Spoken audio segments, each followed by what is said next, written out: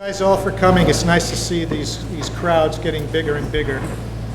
This is one of a series of talks that the PDX 9/11 Truth group has been hosting. I don't know if you're familiar with Bob Bowman. You have some familiarity because you're here, but he has an incredible history, an incredible biography that you can check out on the website, or we have some stuff here. We wanted to keep the price of the tickets down, but anybody who'd like to give an extra donation for Bob's trip, all of his funds have come from donations and from the door of these talks. We have an email list at the front. Anybody who would like notifications of further talks or events, please leave your email there. And we also have free DVDs and informational postcards and some free booklets up there. Half the DVDs are on 9/11 and half of them are on something called HARP. And if you're not familiar with it, watch the DVD. It's a good introduction to a military program that not too many people are familiar with. Anyway, there's free DVDs at the back. Please take one and leave us your email address so we can let you know of further events. And please call and write, especially the press, and ask them why they're not here and why they're not covering these issues. It's an obvious complicity by the press. So the more we sit on them, the more chance we have of having them still ignore us. So anyway, here's our esteemed guest.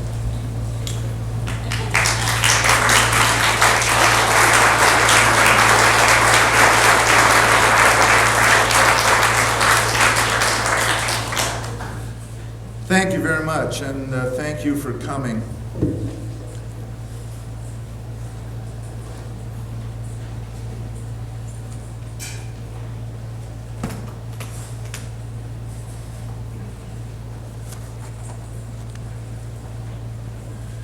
For those of you who don't know me, the basics are that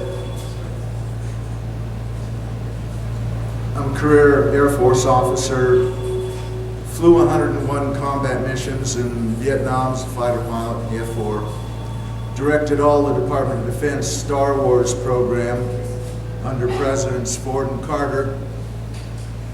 My PhD is in aeronautics and nuclear engineering from Caltech. I ran for president in 2000 as an independent and ran for Congress in 2006 in Florida. The Patriots Tour is an attempt to wake up the American people to take back America.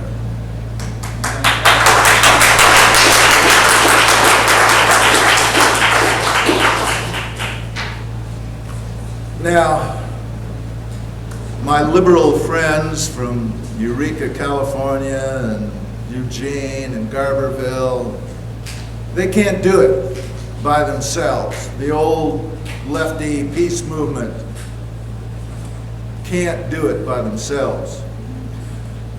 My friends in the Texas militia down in Houston and the militias in Idaho and the Libertarian Party and the Constitution Party, they can't do it by themselves either. It takes all of us. And one of my messages is that we have been divided for much too long. The wealthy elite who own both political parties at the national level and run most of the world, they have artificially divided us into left and right. Democrat and Republican, liberal and conservative, hawk and dove. They want to give us the illusion that we have a choice. So they divvy up the hot button issues between the political parties. You guys be for abortion, you be against it. You be for school prayer, you be against it. Gay rights, gun control. The thing all those issues have in common is that the wealthy elites don't care how it comes out. Those issues do not affect their bottom line. So they just use them to divide us. But on the issues that matter to them, going to war to secure an oil pipeline or signing an international trade agreement to drive down wages and increase their profits, they expect both major political parties to be identical and to do what they're told. And for the most part, they have. I know nobody can touch George W. Bush when it comes to wars of aggression, but you have to remember that it was Bill Clinton, as good as he was on some things, that when it mattered, when the Trilateral Commission, the Bilderbergers, said, you got to do this, he did it. He's the one who gave us the rape of Yugoslavia and 70 days bombing Kosovo in violation of the War Powers Act and the U.S. Constitution. George W. Bush has given us CAFTA and is trying to cram the North American Union down our throats, which would destroy our sovereignty completely and make this totally a third world country. We're not going to let him get away with that one. But it was Bill Clinton who gave us NAFTA and the World Trade Organization. And it was Al Gore, who is so wonderful on global warming, that was the hatchet man for the Clinton administration to cram NAFTA down the throats of a reluctant Congress. So we're facing a situation where we get to choose every 4 years between Tweedledee and Tweedledum, and in some cases between Tweedledum and Tweedledummer. So we need to come together, and I'm attempting to do that with this Patriots Tour. Most of these events are co-sponsored by the 9/11 Truth Movement and peace organizations like Veterans for Peace and Code Pink.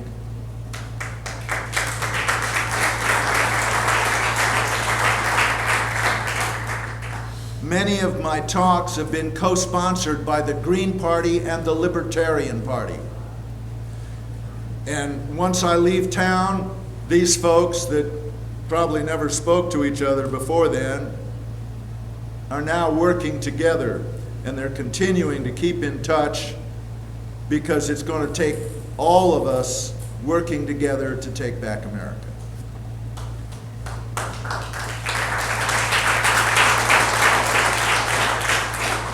Now, I had hoped to be able to speak to you tonight as Congressman Bob Bowman. I did win the Democratic primary in the 15th Congressional District of Florida against a middle-of-the-road, mainstream Democrat named John Kennedy. But I lost the general election to a 7-term incumbent Republican and his Diebold touchscreen voting machines. So since I can't address you as Congressman Bob Bowman, I've decided to address you as President Bob Bowman.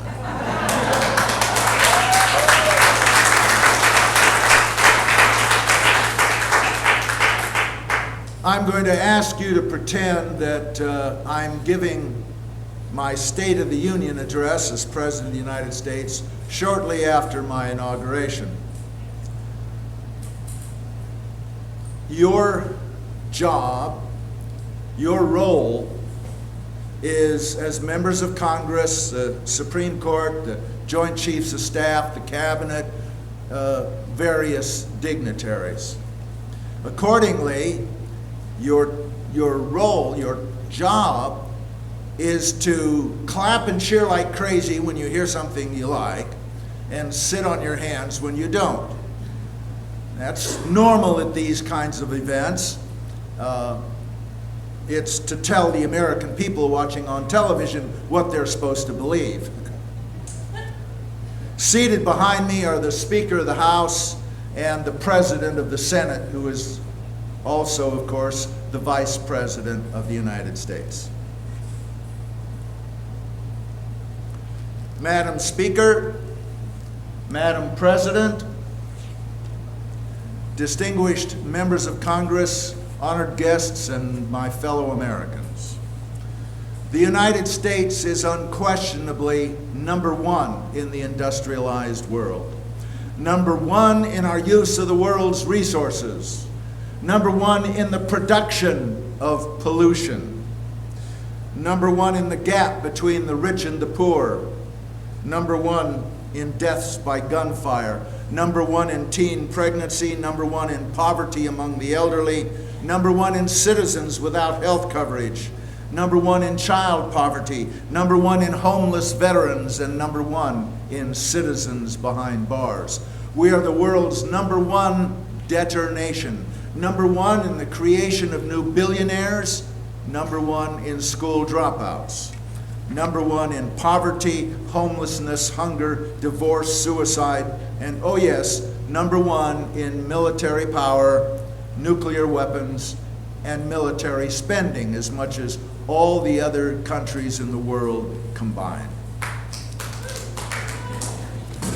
We also lead the world in the number of hours worked per family, since it now takes 2 wage earners and 3 jobs to bring in the same income a family could get with 1 job working 40 hours a week in the 1950s. In spite of soaring productivity, real wages in this country are now 1/3 of what they were in the 1950s. If it wasn't for corporate control of our government and the resulting trickle-down economics, ordinary workers could support their family with 1 job, working 2 days a week. Wouldn't you all like to have a 5-day weekend every week?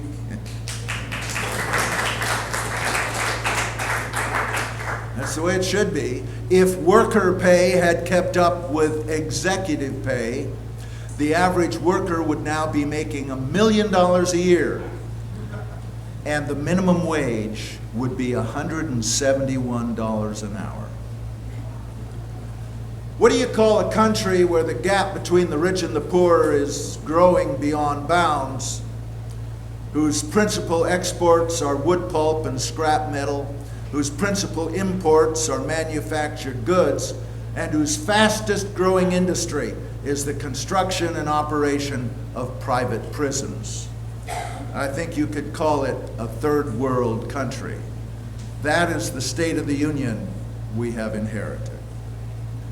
In our government's drive to protect the far-flung financial interests of multinational corporations, we have abandoned our principles and fought wars of aggression against small countries. We have overthrown popularly elected leaders and installed puppet dictators who sell out their own people to our corporations. In our drive toward a corporate New World Order, we have sold out our workers, our families, our environment, our children's futures, and the American dream. That, too, is the State of the Union we have inherited. Now, we've had the opportunity to create a land without want. What went wrong? Why are our workers paid such a tiny percentage of their true worth? Why are we the only major nation without a national health program? Why are our high school graduates 2 years behind their counterparts in other countries? Why are we hated by so many around the world? Why do we have hundreds of thousands of troops patrolling foreign lands and supporting foreign dictators? What's going on? Well, the answer, I'm afraid, is that we have lost our republic. Legislators no longer represent the people who elect them, but the corporations who finance them. They answer not to their constituents, but to the lobbyists who line their pockets and fill their campaign coffers. For years now, through both major political parties, the world's billionaires have directed U.S. policy for their own personal profit. This has included agreements like NAFTA, CAFTA, and the World Trade Organization, falsely portrayed as supporting free trade, but in reality, promoting free investment, overturning U.S. laws, and putting American workers in competition with those in the third world. NAFTA has destroyed the standard of living and the quality of life on both sides of the Rio Grande. And by driving Mexican farmers off the land, has been largely responsible for the flood of illegal immigrants into our country. Corporate control of our government has also resulted in a series of wars, from Iraq to Kosovo to Bosnia to Afghanistan to Iraq again. Wars which are never in the interest of those fighting them or of the families left behind. Wars which only serve the insatiable greed of the global investor class.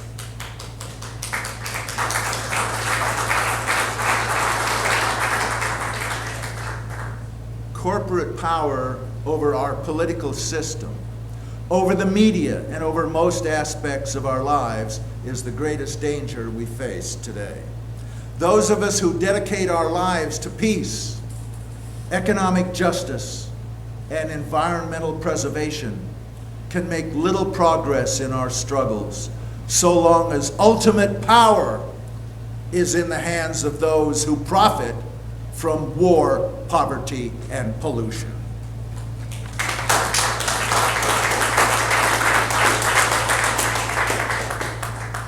Well, I didn't get here tonight by taking corporate millions. I didn't get here by selling myself to the oil companies, the pharmaceutical companies, the insurance companies. To be quite honest, I'm not quite sure how I got here. But here I am, and as long as I am President of the United States, this government will serve the needs of the people, not the greeds of the wealthy elite.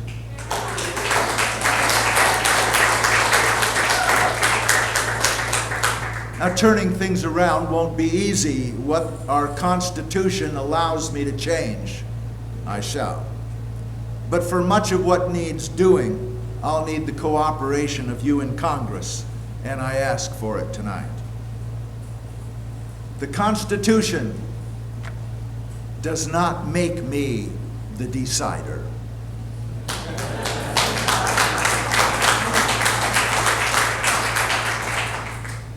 Only the proposer and the implementer. You, the people's representatives, are the deciders. I am therefore vacating all the over 800 signing statements imposed by my predecessor.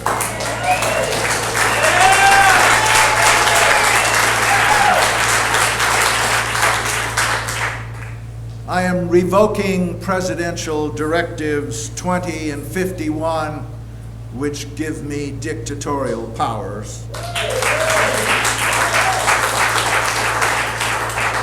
And I ask for repeal of the misnamed Patriot Act and all the martial law and special and dictatorial powers acts passed in the last 7 years. This is not a monarchy.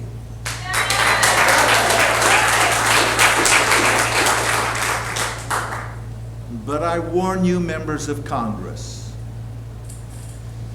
if you continue to violate your constitutional responsibility to serve your constituents, and instead serve yourselves and the big money interests you are indebted to, I will go over your heads to the American people and ask them to retire all of you, regardless of party.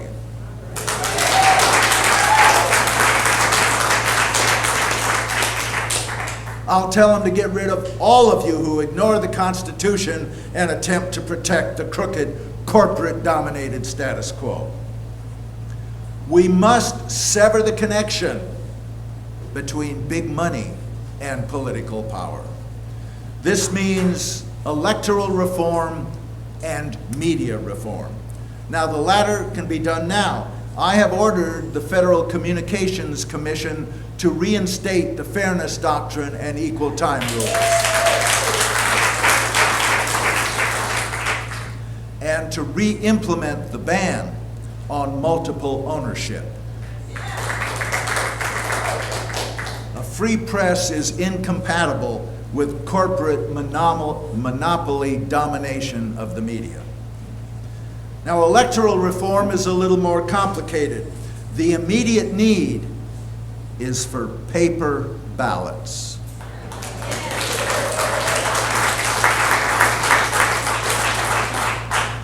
We also need instant runoff voting.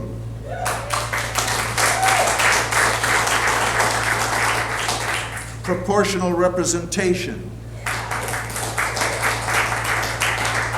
The elimination of burdensome petition requirements for qualifying third-party and independent candidates, making Election Day a federal holiday, and true campaign finance reform.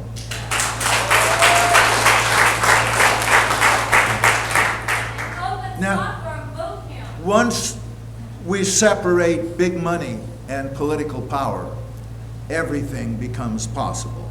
In this richest of nations, we can and will guarantee every American access to a good education, a decent job at a living wage, health care, and the undiluted protections of the Constitution and Bill of Rights.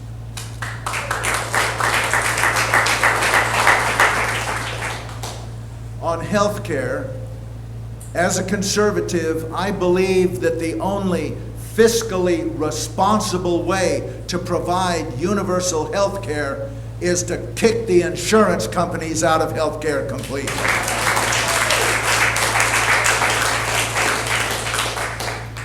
This eliminates their overhead, their profit, which amounts to about half of every health care dollar, their bean counting, and their interference between doctor and patient. I therefore propose a doctor-run, single-payer national health program.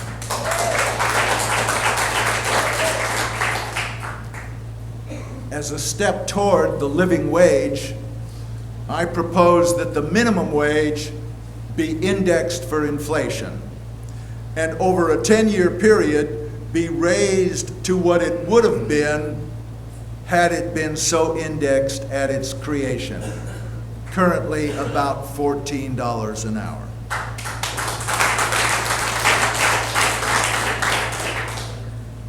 Now, as you know, the previous administration resigned under threat of impeachment.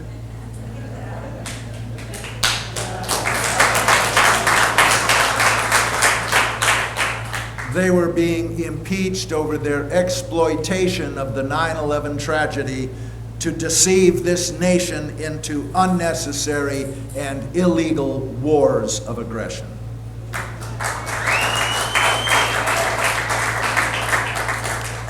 The evidence of their guilt was overwhelming.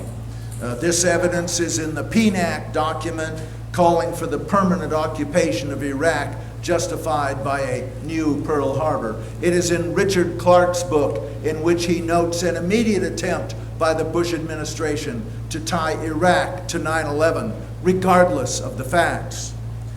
It is in videotaped statements of Bush, Cheney, and Rumsfeld themselves, using 9/11 to attempt to justify the Iraq War.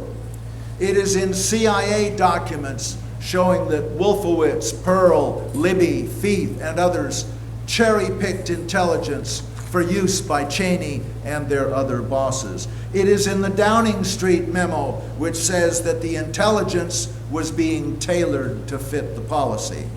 And it is in speeches by me and others prior to the invasion of Iraq, in which we laid out the truth, predicted the inevitable results, and noted that such an invasion would be an impeachable offense and an act of treason.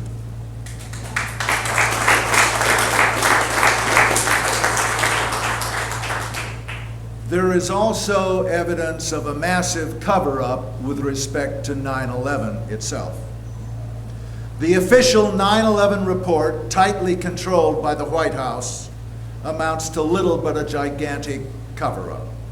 When combined with the confiscation of videotapes, audio tapes, black boxes, and other evidence by the FBI, it is clear that regardless of who was responsible for 9/11, the subsequent cover-up was itself a conspiracy involving elements of the White House and the intelligence establishment.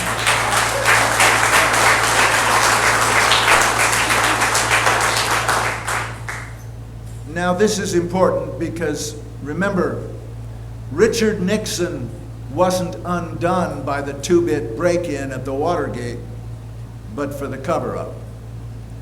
Bill Clinton wasn't impeached for his sexual encounters with Monica Lewinsky, but for stretching the truth when asked about it.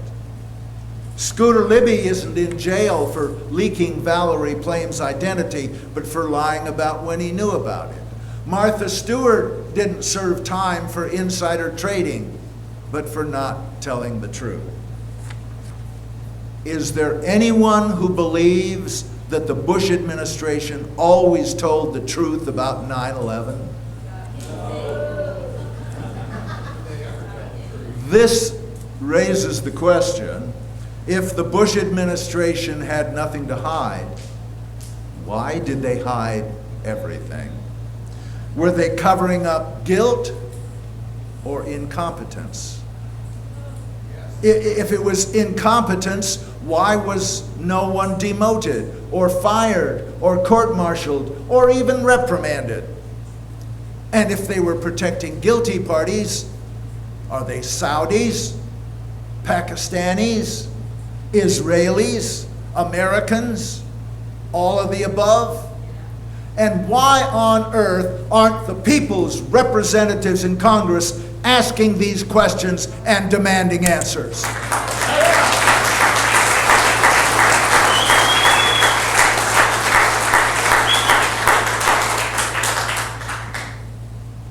The American people have still not been told who was really responsible for 9/11.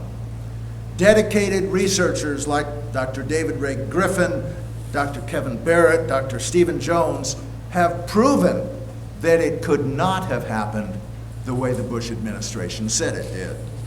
I mean, hijacked airliners do not fly around for an hour and 40 minutes without being intercepted, unless our air defense system was deliberately sabotaged.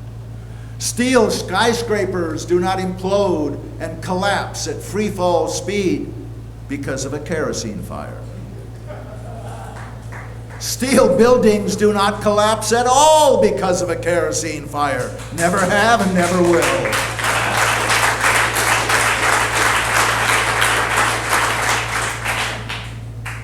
And Building 7 wasn't even struck by an airplane. May I have the DVD now, please?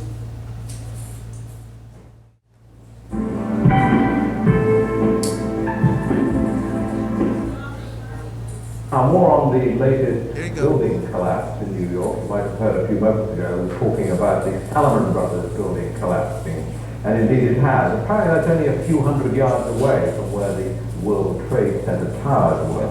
And it seems that this was not a result of a new attack. It was because the building has been weakened. during this morning's newscast. We'll probably find out more now about that from our correspondent, Jane Stanley. Jane, what more can you tell us about the Salomon Brothers building and its collapse? Well, only really what you already know. The details are very, very sketchy. There it is. Center. But feel very much that this is still in chaos. The phones are not working. Building 7, still standing over her left shoulder. And we know that down there near the World Trade Center there are 3 schools. July 24, 2001, Larry A. Silverstein, who already owns the World Trade Center 7, signs a $3.2 billion 99-year lease on the entire World Trade Center complex 6 weeks before 9/11. Included in the lease is a $3.5 billion insurance policy, specifically covering acts of terrorism. PDX has a documentary called America Rebuilt, in which Larry Silverstein, the landlord of Building 7, explains what happened. I remember getting a call from the fire department commander telling me that they were not sure they were going to be able to contain the fire. I said, we've had such terrible loss of life. The response to do is pull. And they made that decision to pull, and we watched the building collapse.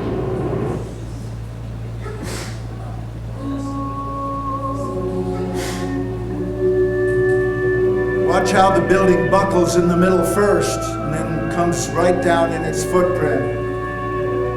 Notice that the floors are not pancaking. They stay the same distance apart all the way to the ground. Do you see any fires?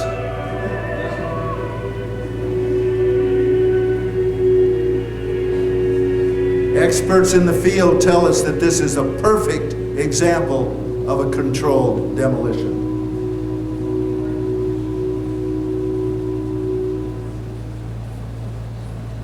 Okay, that's it. That can go off. What you have seen is all about Building 7, and it's just one of hundreds of examples of things that were completely left out of the official 9/11 report, which didn't even mention Building 7. The first clip was of the BBC announcing that the Building 7 had collapsed and even telling why it had collapsed from their press release. The problem was they made the announcement 20 minutes before the building came down.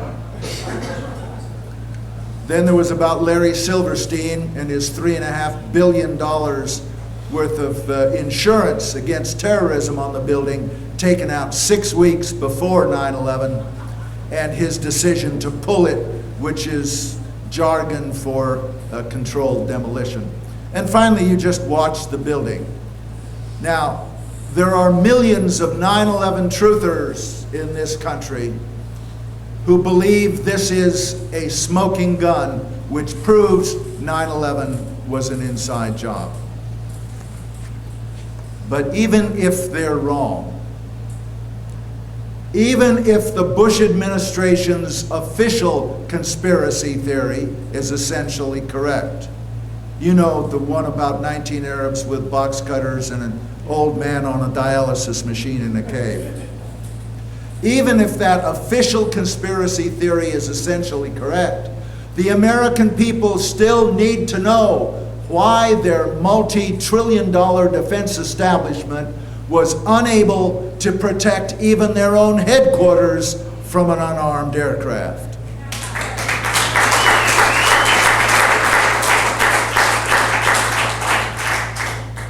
The truth about 9/11 is that after 6 years, we still don't know the truth about 9/11, and we should. I am therefore appointing a commission to conduct a new and truly independent investigation of 9/11.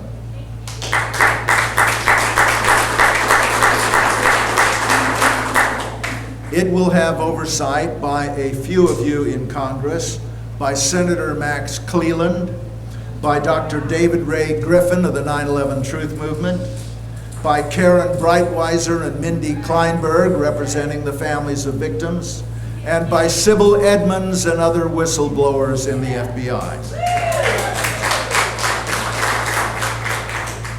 They will have full subpoena power, able to require sworn public testimony by anyone up to and including me and the previous president and vice president.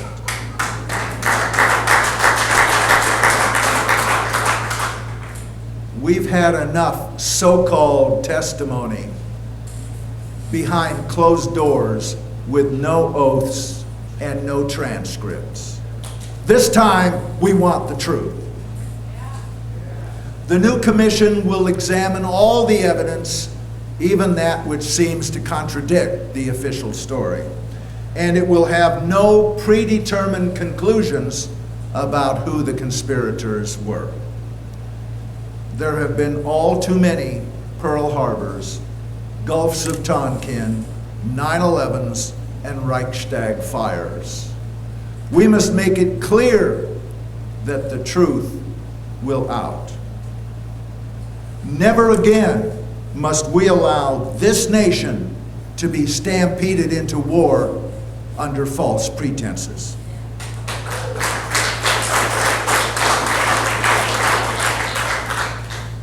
Speaking of war, the new Secretary of Defense, the Chairman of the Joint Chiefs of Staff, and I have redefined two basic missions for our armed forces: deterring anyone from attacking the United States with weapons of mass destruction, and defending our shores and borders from foreign invasion. Period.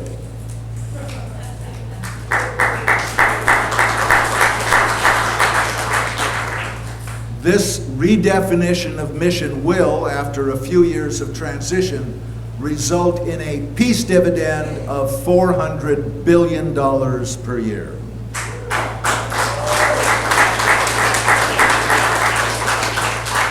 With no one joining the ranks of the jobless.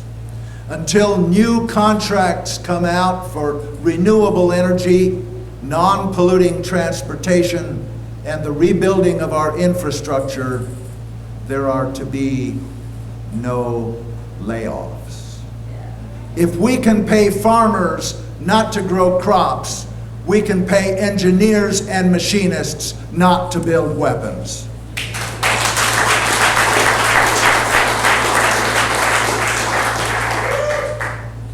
The part of the defense budget which is absolutely inviolable is that part which takes care of our veterans. The VA must be fully funded.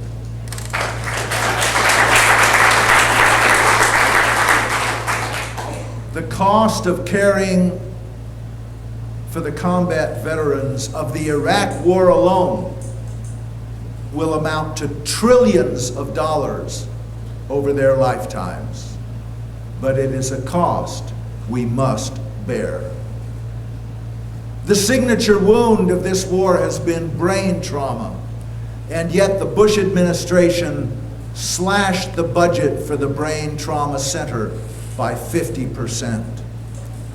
To create so many thousands of disabled veterans in their wars of aggression and then refuse to take proper care of them was perhaps the worst sin of the Bush administration.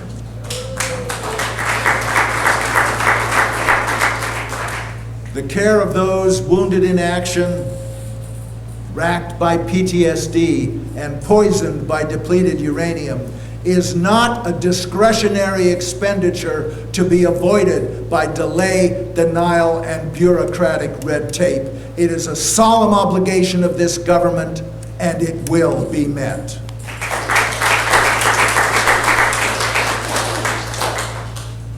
In the last half a century, the United States has gone from savior of the civilized world to the #1 rogue nation on earth. As a result, despite spending $1.5 billion a day on military power, the American people are less secure today than at any time since the end of the Civil War. The expenditure of $14 trillion since World War II has brought our people only more insecurity, massive debt, and the loss of many of the cherished rights enshrined in our Constitution. It's time for the cycle to end. It's time to end the belligerence, bring home our troops, and rejoin the family of nations. And that's what we're going to do.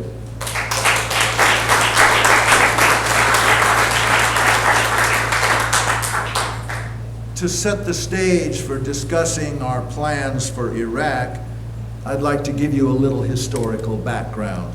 First, I'd like to read a few excerpts from a speech I gave to an anti-war rally on February 15th, 2003, a month before the Iraq War started. Saddam Hussein is a bad guy. He's a bad guy now. He was a bad guy in 1990 when April Glaspie of the State Department gave him the green light to invade Kuwait. He was a bad guy in the 1980s when Donald Rumsfeld sat down with him for a chat while he was supposedly gassing the Kurds. He was a bad guy in 1977 when Zbigniew Brzezinski met with him and proposed the invasion of Iran. He was a bad guy in the 1960s when the CIA hired him to assassinate Iraqi leader Abdel Karim Qasim and then helped Saddam take over Iraq. He's always been a bad guy, but he was always our bad guy. Right up to 1990, official Department of Defense documents praised Saddam for vastly improving the education, medical care, and standard of living of his people, along with women's rights and religious freedom. His regime was called one of the most enlightened, progressive governments in the region, and it was. But there was a problem. The Berlin Wall had come down and the Soviet Union had collapsed. The first Bush White House needed to find another bad guy fast to justify the defense budget. And they did, Saddam Hussein. They suckered him into attacking Kuwait, and the first Gulf War was on. Now, the second President Bush wants his Gulf War too. Planning for it started long before 9/11, even before he became president. In September 1990, his advisors published a plan to permanently occupy Iraq in order to set the stage for dominating the entire Middle East and therefore controlling its $10 trillion worth of oil and gas.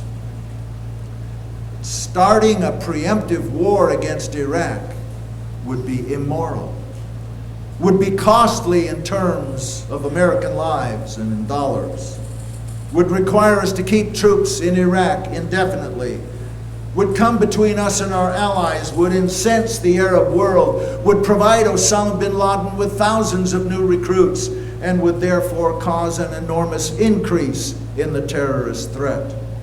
As a combat veteran, I will not stand idly by and watch our security destroyed by a president who went AWOL rather than fight in Vietnam.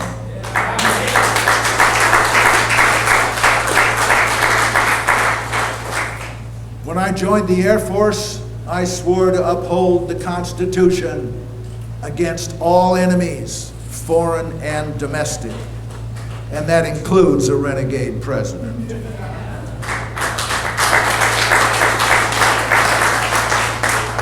If this war happens, I will call for the impeachment of George W. Bush, Dick Cheney, and the whole oil mafia. This war would be treason. God bless America, and God save us from George W. Bush.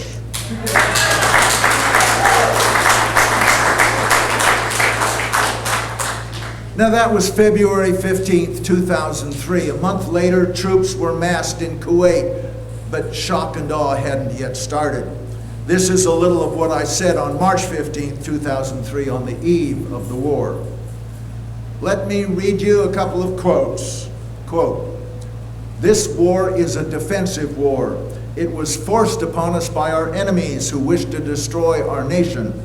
No one has the right to complain about limitations on his personal freedom caused by the war," unquote. Joseph Goebbels, Hitler's propaganda minister, 1943. I'm going to skip the rest of the quotes. I've been severely criticized for speaking out in opposition to this coming war. We're told that we're aiding and abetting the enemy. We're told that we should support the president no matter what. Well, I say hogwash. I feel an affinity for the troops deployed in Kuwait. They're my comrades in arms. But the truth is, they are not over there protecting our freedoms. Our freedoms are not under attack by Saddam Hussein. Our freedoms are under attack by John Ashcroft. They are threatened by John Poindexter. They are trampled by Donald Rumsfeld. They are disdained by Dick Cheney, and they are not even understood by George W. Bush.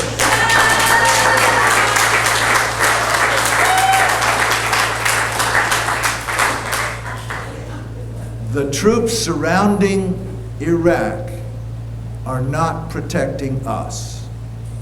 We are protecting them and their honor and their freedom by speaking truth to power. And here is the truth that we proclaim. This coming war has nothing to do with national security or freedom or democracy or human rights or protecting our allies or weapons of mass destruction or defeating terrorism or disarming Iraq. It has to do with money, it has to do with oil, and it has to do with raw imperial power, and it's wrong.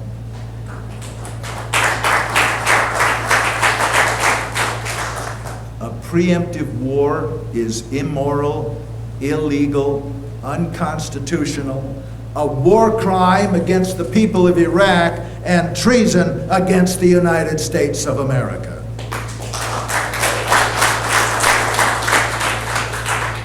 Now, that was March 15th, 2003, on the eve of the Iraq War. Now, the point of this bit of history is that we in the peace movement knew better. We weren't taken in by the doctored and manipulated intelligence and the outright untruths we were told to justify this war. One more little bit of history. I'd like to quote briefly from the memoirs of the first President Bush, written before his son got the job.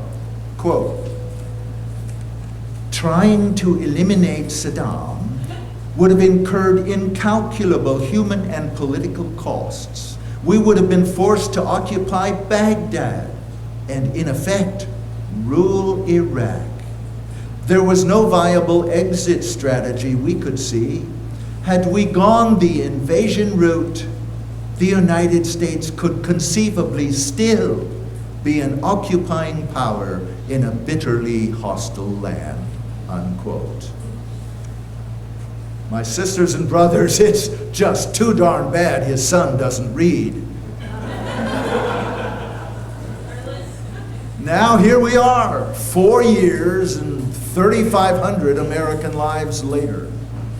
This misguided war has cost more American lives than 9/11 by far, and has dragged on longer than World War II. Yet we still have no accountability for how this war started. We know that most of you lily-livered members of Congress of both parties abdicated your constitutional responsibility to declare war or not, and handed a blank check to the imperial presidency.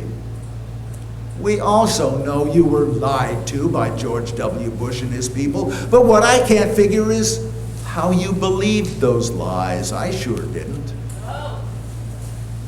Are the members of Congress that much more stupid than we in the peace movement? Or did you really know better but were being lapdogs for the fat cats as usual? Well, in 2006, the Democrats took control of Congress. And months went by, and months went by, and still you failed to hold President Bush accountable for his lies. What on earth was wrong with you? It's a hackneyed expression, and I know you've heard it, but it's true. Clinton lied, no one died.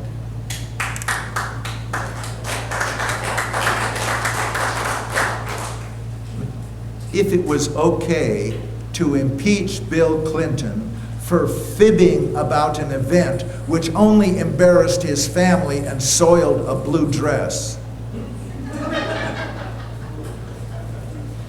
what took you so long to impeach Cheney and Bush for lying us into a war costing so many thousands of lives?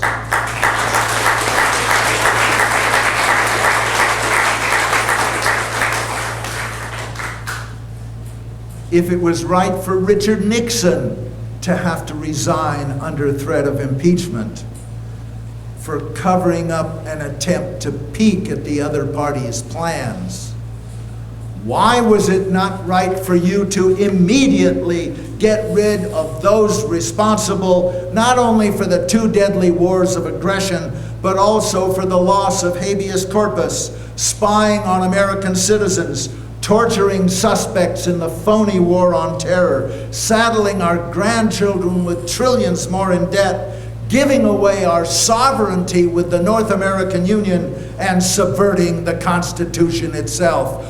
Where is the accountability?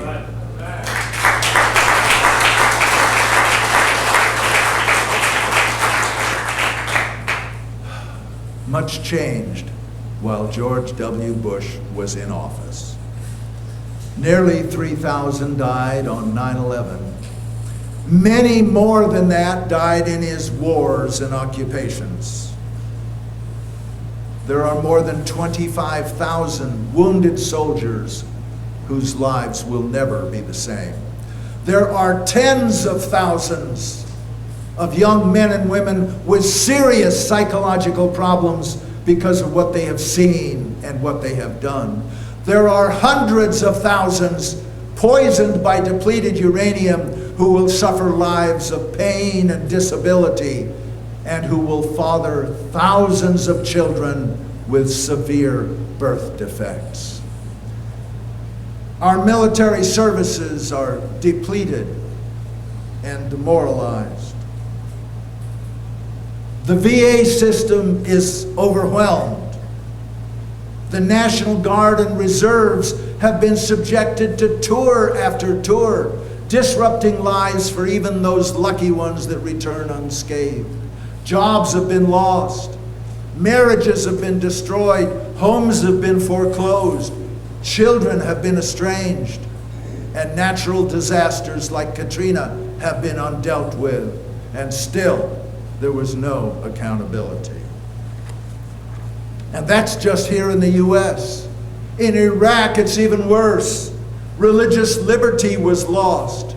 Mosques, churches, and synagogues, which thrived under Saddam, have been destroyed. Their people scattered. Women have lost their freedoms. Essential services have been disrupted. People have been tortured. Cities like Fallujah lie in ruins. And in spite of heroic efforts by the vast majority of our young men and women in uniform, most of the remaining people of Iraq are much worse off than they were before we liberated them.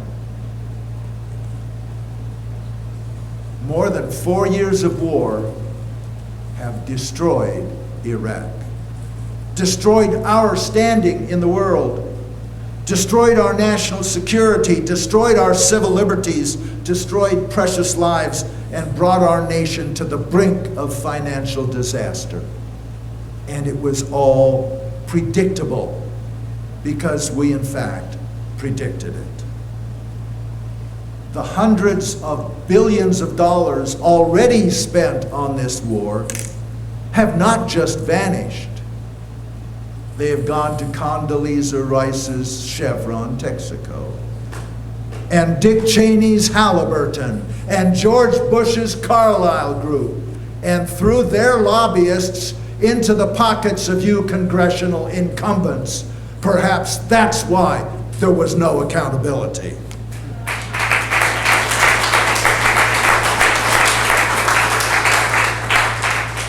Well, no longer. The American people finally got together.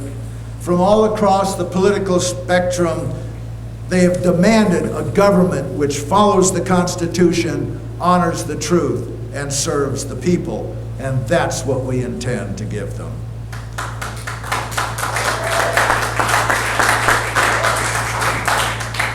I am asking the United Nations to send peacekeepers to Iraq.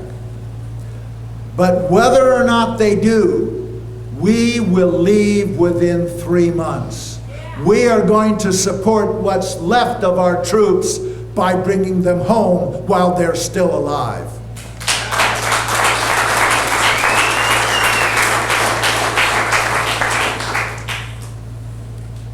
Now, terrorism is a real threat.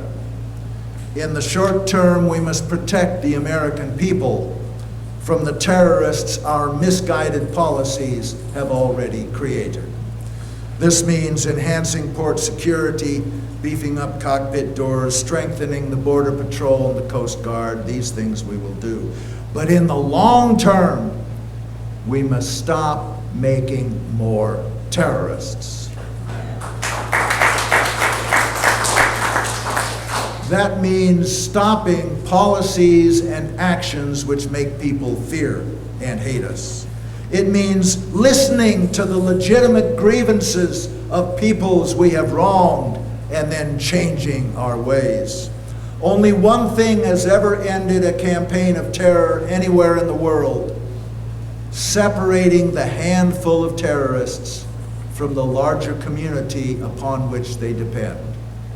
And this is done by ending the feelings of desperation, hopelessness, and powerlessness afflicting the people. It is done by listening to them and then actually making their lives better. It is not done by revenge and retaliation, which only make more terrorists. Now, we have at times, including I think the last few years, had a government with bad policies.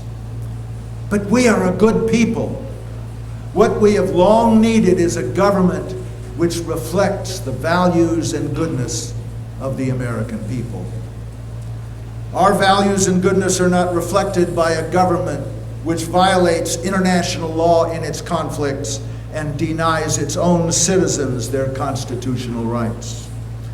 Therefore, I have ordered the release of all those being detained without charge, the closure of the prison at Guantanamo Bay, and the end of the rendition program in which suspects are kidnapped and sent to foreign prisons for torture.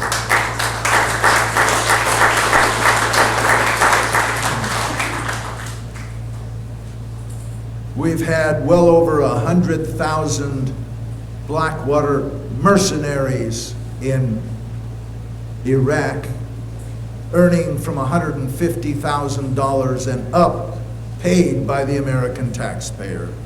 All contracts for mercenaries, including those with Blackwater, are being canceled.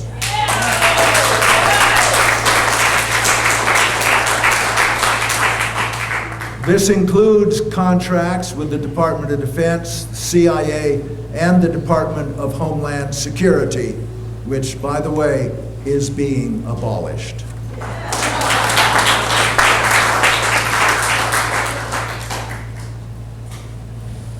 I have also pardoned a host of political prisoners, including Border Patrol agents jailed for 12 years apiece for doing their job and protecting this country from Mexican drug smugglers. Agents Campion and Ramos are free.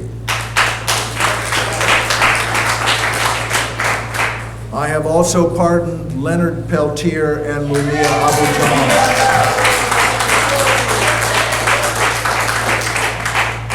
And I've given a blanket pardon to all those convicted of the possession or use of small amounts of marijuana.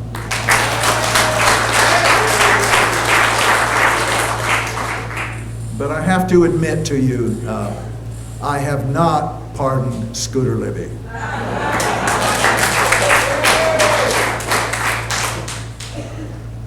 Our values and goodness are not reflected by a government which promotes a globalization which depresses living standards at home and allows corporations to destroy the quality of life in banana republics and client states around the world.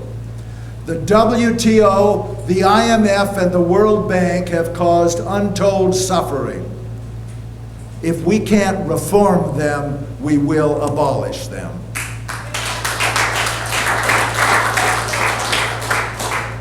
On our relationship with the government of Mexico, I have ordered the cancellation of the Security and Prosperity Partnership, or North American Union.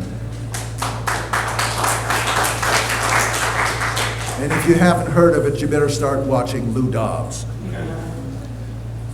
I've ordered abandonment of plans for a NAFTA superhighway, which would have cut the country in two and put all our longshoremen and truckers out of work.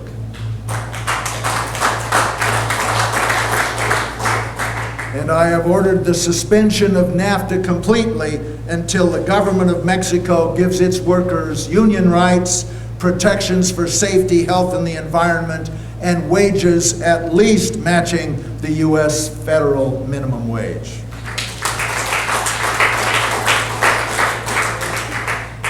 From now on, globalization will mean raising living standards in developing nations to match ours, not the other way around.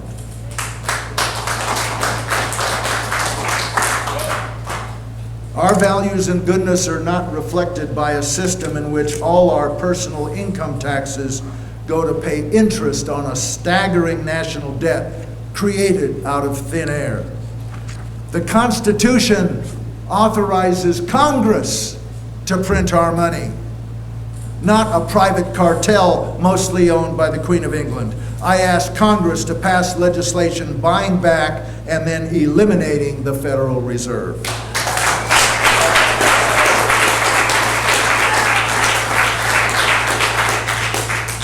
Our values and goodness are not reflected by a government which uses our money to train death squads in the techniques of torture, intimidation, and assassination. The School of the Americas, by whatever name they choose to call it, will be closed.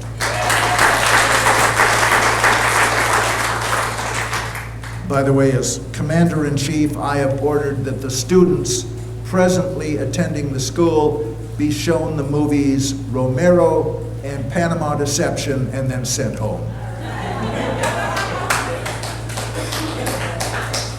Our values and goodness are not reflected by a government which gives most favored nation status to the butchers of Tiananmen Square and places an illegal secondary embargo on the impoverished people of Cuba. The embargo of Cuba must end, and it just did.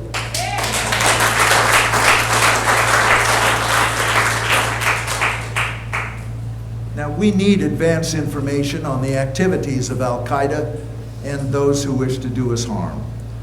But our values and goodness are not reflected by, and our security is not enhanced by, an organization which promotes instability, insurrection, tyranny, torture, terrorism, murder, and war around the world in our name and with our money. If the CIA won't stick to gathering intelligence, I will abolish it.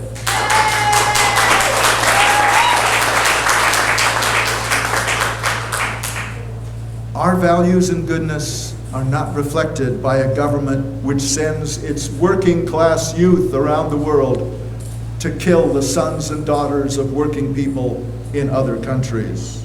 Our values and goodness are not reflected by sending our children to the Middle East to kill Arabs so the oil companies can profit from selling the oil under somebody else's sand, making us the target of terrorists. No more Iraqs. No more Kosovos, no more El Salvadors. These are not isolated incidents of stupidity. They're part of a long, bloody history of foreign policy being conducted for the financial interest of the wealthy few. It is a new form of colonialism. It violates our Constitution. It endangers our national security. It mortgages our future. It sacrifices our children. It must stop. And it just did.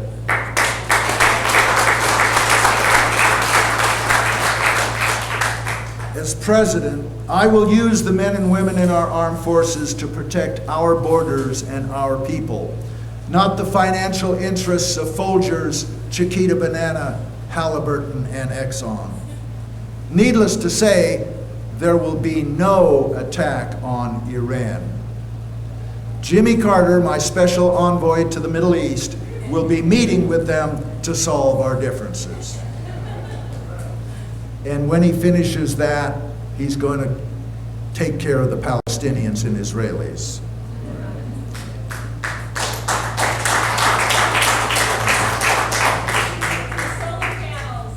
With over 60 years having passed since World War II and with the Cold War long since over, I see no reason why we should still be occupying Germany and Japan.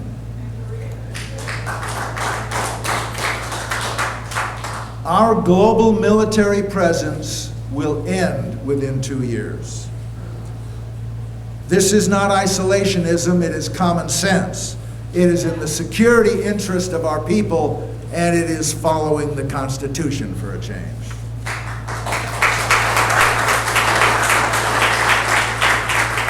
Instead of a worldwide military presence, we are going to have a humanitarian presence. Along with the other wealthy nations of the world, we shall initiate a new Marshall Plan, providing funds to rebuild the Middle East as we rebuilt Europe after World War II.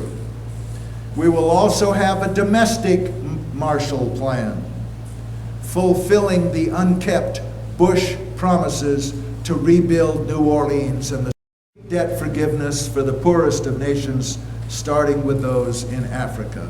If we are once again to be a great nation, we must first be a good nation.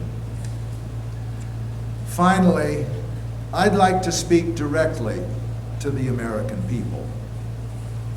I understand that I am but an interim president.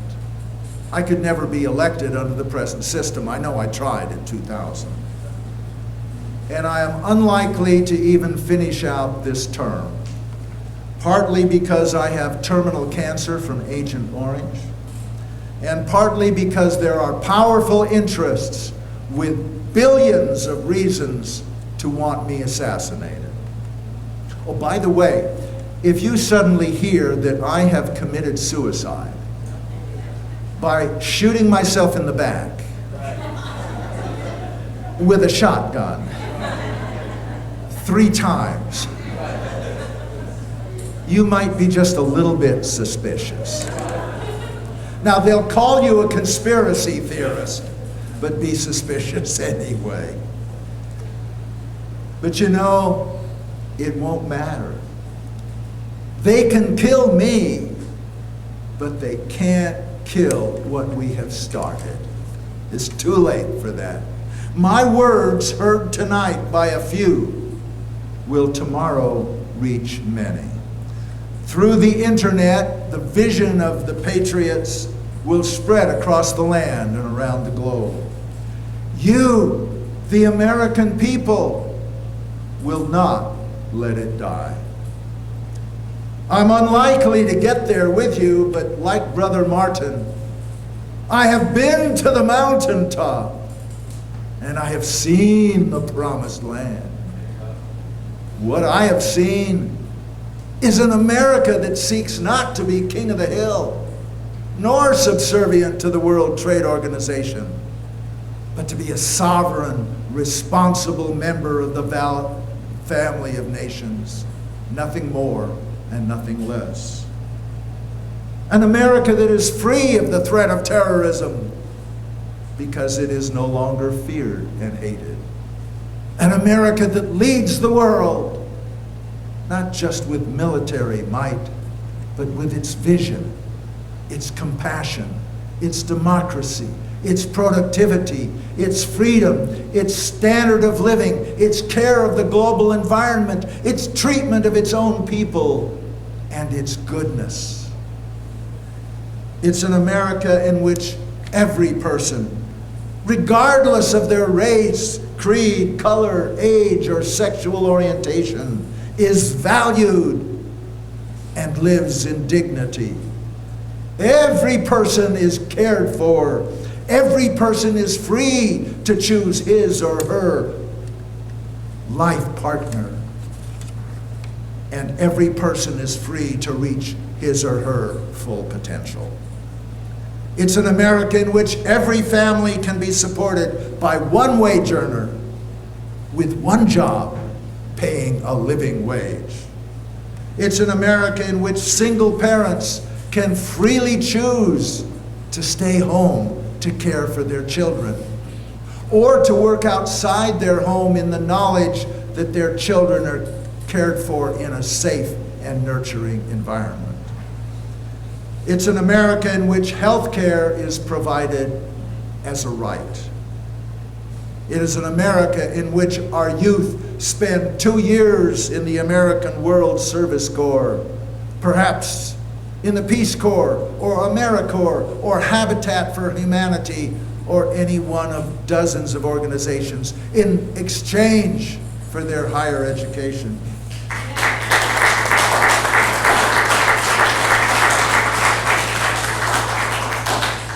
It is an America in which education is freely available to all, including whatever advanced education the person can successfully handle, and in which educators and teachers are highly valued and financially compensated accordingly. It is an America in which policemen, nurses, poets, firefighters, teachers, and garbage collectors can afford a good house in a nice neighborhood and live in comfort, along with scientists, brain surgeons, CEOs, rock stars, and basketball players. It is an America whose borders are secure, immigrants are legal, and workers are amply rewarded. It is an America in which faith is respected, culture is preserved, the arts are supported, and the Constitution is followed. Above all, it is an America at peace with the world and with its own people. That's the kind of America I have seen, and it's the kind of America our people deserve, and you can build, and you don't need me to do it. Spread the word. Keep the dream alive. Never cast a vote for a politician who takes money from corporations or lobbyists.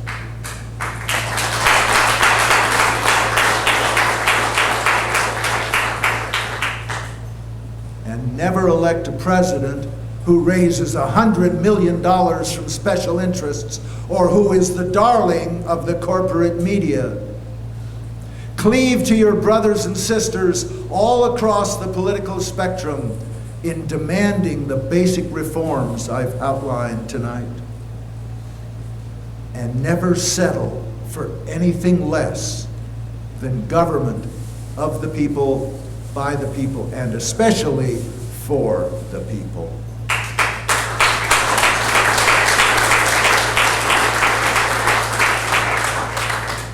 Once again, God has richly blessed America by setting us on the path to our inevitable second American Revolution, this time a non-violent one. Now, it matters little if my presidency is real or fanciful. My part is done. It is finished. The rest is up to you. The future and the dream itself depend on you. May God sustain you in your struggles and bless America through your actions. Power to the people. Thank you and good night.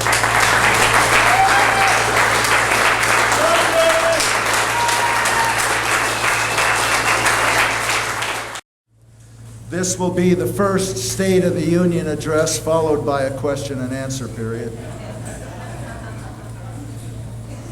Oh, thank you. This will also be the first State of the Union address followed by taking up a collection. I know that some of you had a chance to drop a little offering on the way in, but I am hoping that some of you are willing to make a more substantial contribution. Now, you also have sign-up cards for the Patriots. You can, if you filled these cards out already, you can drop those in the basket as well. Now, I'd ask you to be especially careful in printing your email address. If we get your correct email address and get it transcribed into the computer, you will receive a copy of this State of the Union address in its final form. You will also receive a report on how it went in August when we get to Washington, D.C. toward the end of this tour and make our demands to our Congress critters. But remember, if we get even one letter wrong on your email address, it won't work, and we will never know why. And you will never hear from us, and you will never know why. So please be careful with your email address in particular. We are a 501c3. The Patriots is a 501c3 nonprofit organization. So whatever you give is tax deductible. If you would like to write a check, please just make it out to the Patriots. And remember, it is tax deductible if you have enough income to pay taxes, which I haven't for a long time. The Patriots has no salaries. None of us take a salary. All the money you give will go toward the expenses of our tour and our other outreach. The reproduction of videotapes, for example. We're going to take the best videotapes from this tour and make thousands of copies and distribute them so that other people can copy them too. So we ask you to please be generous. This tour is not inexpensive. We're keeping expenses down the best we can with traveling around in our motorhome, not using motels and airlines, but still, we do have expenses. So thank you very much. You wanted to say something before the question and answer period? Okay. Thank you very much. Thank you very much, Dr. Bowman, for coming to Portland. I just want to quickly announce before people filter out, we have our 9/11 Truth, Portland 9/11 Truth Alliance meetings at Laughing Horse Books, 10th and Burnside, Northeast 10th and Burnside, every Wednesday at 7 p.m. Also, be sure to leave your email address at the out there on our list as well if you'd like to be involved in the Portland 9/11 Truth Alliance. Take a free DVD with you. Thanks for coming tonight. We're going to have a quick Q&A session. And I want to ask, just as a favor, questions begin with who, what, why, where, are you, do you, that sort of thing, like one sentence. And please stand up and yell your question, okay? Try to make it really short if possible, and we'll try to get it on our video, and then Dr. Bowman can answer you. There's a green Geo that's blocking somebody's car out there, green Geo. Yes, another question. Yes. Do you believe we put a man on the moon? I'm sorry, there's a blower right over me, I can't hear. Do you believe we put a man on the moon? Yes, I do. Yeah, I don't think that was faked. I think that was real. We put a man on the moon. Yes. What is your position along those lines of a robust, scientific-based space program for the benefit of humanity as opposed to Star Wars, for example? Well, I am a big supporter of a robust civilian space program.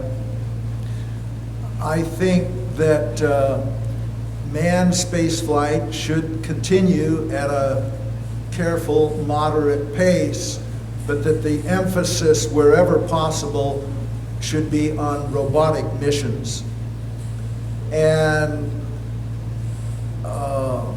if NASA was given even a quarter of the money going into Star Wars, we'd have a really robust civilian space program.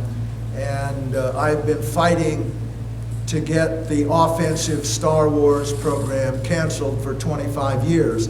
That's what got me into this originally as a whistleblower and troublemaker.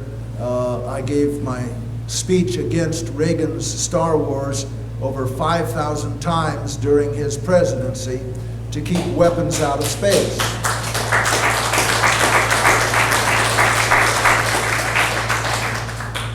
And you know, I knew at that time that coming out of the closet and whatnot would mean my chances of going back as an executive in industry were nil. But anyway, I did it. Sure enough, I haven't worked since. And I've never been happier, and my whole family has never been happier. So. What can we do to get messages like yours to what I feel is the audience that most needs to hear it, which is the right wing or the non-left? It seems like situations like these, which is great, we end up preaching to the choir, and the people that most need to hear these messages are the ones that are never here. Well, that's not entirely true. First of all, we can no longer characterize this as right-wing, left-wing.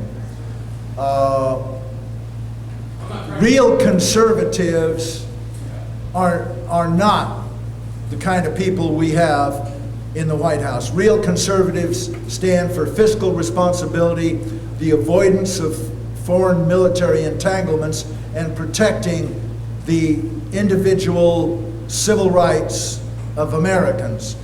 This administration has done more to trash all of those than all previous administrations combined and all our enemies combined. Real conservatives know that this is not a conservative administration we have, it's a fascist administration.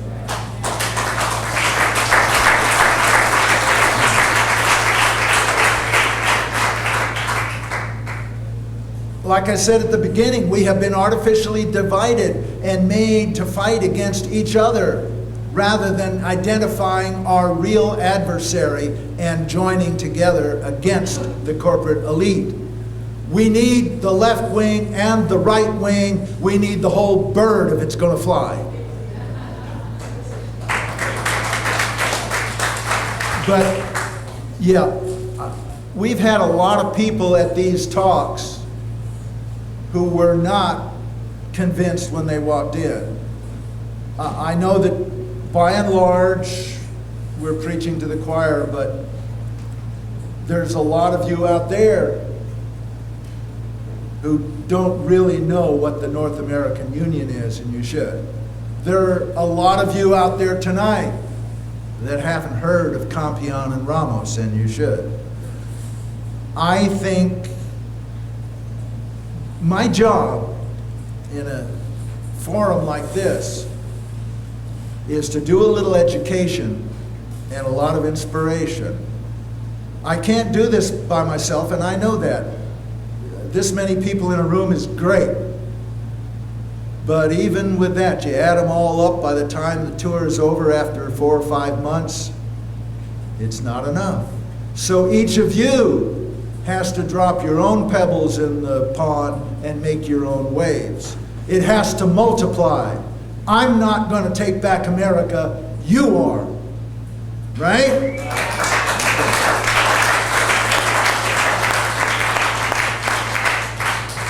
Yes. Can you tell us what the space-based weapons program is looking like in 2007? Space-based weapons programs. Well, in 2007 now, all of my old students and people that used to work for me are either retired from the Pentagon or dead. And I don't have quite the access to all the super secret stuff that I used to have. So I can't really say. However, my belief is, in just sort of extrapolating from where we have been over the last 35 years that I've been associated with it, the kinds of things that the imperialists want to do to gain full spectrum dominance have not been done yet. We can still prevent the gross weaponization of space. We can still prevent the powerful elite from ruling the world by being able to destroy any target on the surface of the earth from space without warning. That's what they were working on back in Reagan's time. Pinpoint accuracy from space, take out a limousine, take out a command bunker, take out a missile silo with no warning whatsoever. We've been able to prevent that. Reagan's own Joint Chiefs of Staff called me in and said, you know, Bob, you've got to warn the American people in the Congress about this military lunacy. They couldn't say anything, they couldn't write anything, there was a gag order. But I had retired in time, just before Reagan was elected. So I could do it, and I did. And I think, well, I know that George W. Bush, who has the same crazies around him, Richard Pearl, Dick Cheney, Donald Rumsfeld, Paul Wolfowitz, they're the very same people who pushed all this stuff on Reagan. And I know they're trying to weaponize space and have absolute military control of the whole planet. And we're trying to prevent that. I don't want any government, whether it's the US government, a world government, I don't want anybody to have that much power. And so that's why we're trying to prevent it. If you are getting at, do we have weapons in space capable of helping the World Trade Center buildings come down, for example? I'd say that the answer to that is 99% no, we do not have anything like that, fortunately. How do we combat laws brought about by the United Nations and other global organizations that would run contrary to our rights established by the Constitution? What about the United Nations? How do we combat laws imposed by the United Nations and other global organizations that would run contrary to our rights set by the Constitution? The United Nations is not our problem. They're not a part of the New World Order. They're almost irrelevant to it. The New World Order is made up of the corporate elite, the G8, the IMF, the World Bank, and especially the World Trade Organization. The United Nations has been essentially a useful debating society and a way for the countries of the world to work on global problems like health and the environment in a cooperative way. It has imposed no laws on the United States. It has not overturned any US laws. The World Trade Organization has, many times. So let's be careful who we're talking about here. The United Nations isn't what it could be. It's not a democratic organization because it doesn't represent people. It only represents governments, and most of those governments themselves are not democratic. So I'm not satisfied with the United Nations, but I'd rather keep it where it is.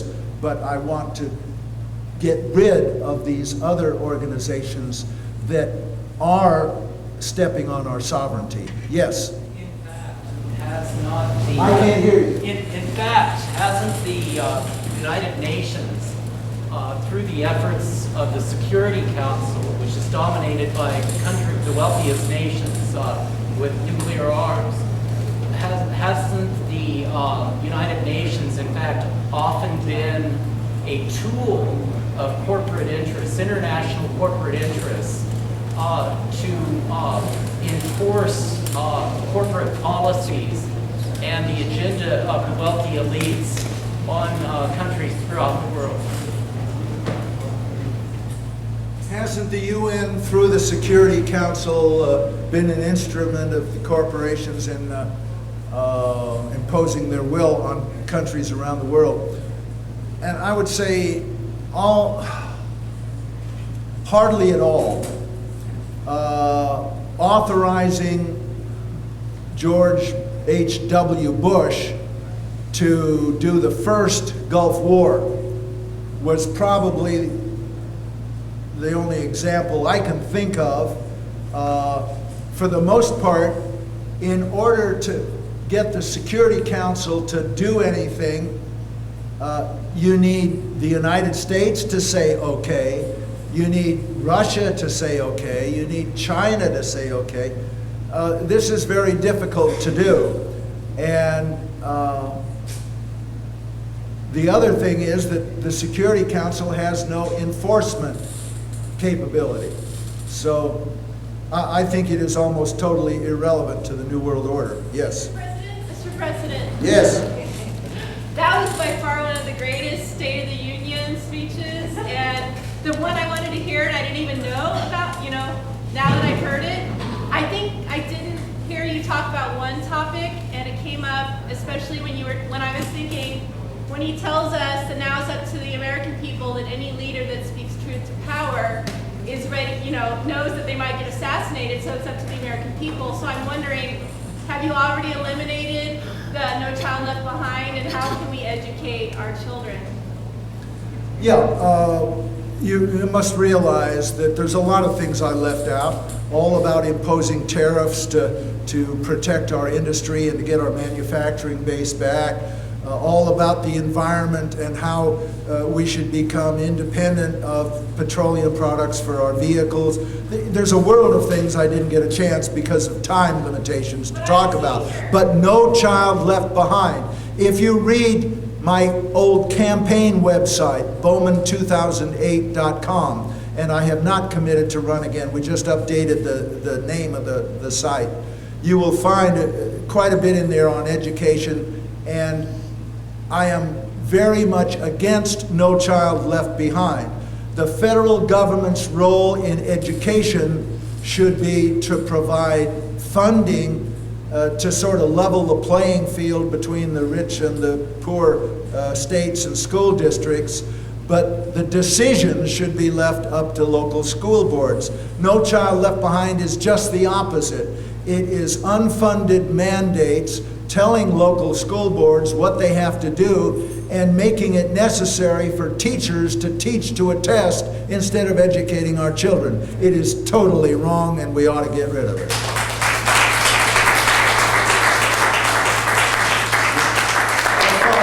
But the follow-up was, how do we educate our children to be the leaders, to make that, you know, claim that you were saying, if our leaders are assassinated, we have to take over. I'm thinking about how the average American listening to this speech didn't know half of what you were saying, and how can we educate them?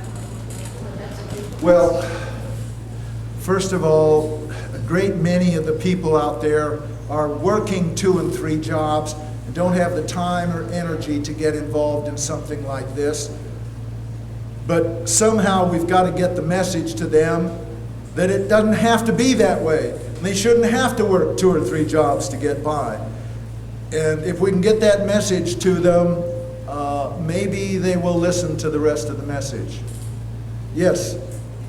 I want to do this now and do it quickly because people are starting to fall out, but as you can see from the t-shirt, the only candidate in 2008 is talking about a Department of Peace, who's talking about defunding Iraq, who's talking about education, K through 12 being paid for, and a whole lot of other progressive issues. Is Dennis Kucinich. He's going to be in Dennis Portland. Kucinich, my old friend, who I helped talk into running for president in 2004 because I didn't want to do it again. But I tell you, I got to tell you, and I don't endorse anybody because this tour is a non-profit tour, but we have people in both parties who are independent and who want to serve the people. Dennis Kucinich, Congressman of Ohio, Democrat, is certainly one. So is Republican Ron Paul, Democrat of Republican of Texas. Because Dennis will be in town next Sunday at 7:30 at Benson High School. Okay, It's free. Oregonians. We'd like to get you there. When you get a chance to see one of the people who are independent of the big money interests, and they're few and far between, go give a listen. Yeah, we're just about out of time. I've been told I can handle maybe one or two more questions. Yes. I would like to know what your opinion is about how long it may take before we will see candidates on the stage, where we will see academics coming out, where we will see people in all walks of life coming out and speaking truth to power, as you say, in particular vis-a-vis the 9/11 truth issue. Well, I don't know, but what I say to you folks out there is if you don't have candidates that you are anxious to vote for, run for office yourself. Don't settle for less. Okay, final question. Well, the other question kind of nullified it, so I'll alter it. Would you ultimately support Ron Paul over Dennis Kucinich? I have invited both of them to be national co-chairs of the Patriots, and I do not make that kind of choices. I respect both gentlemen. Thank you very much.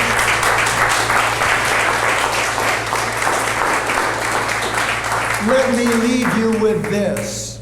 We can take back America. We must take back America. We will take back America. Go to it.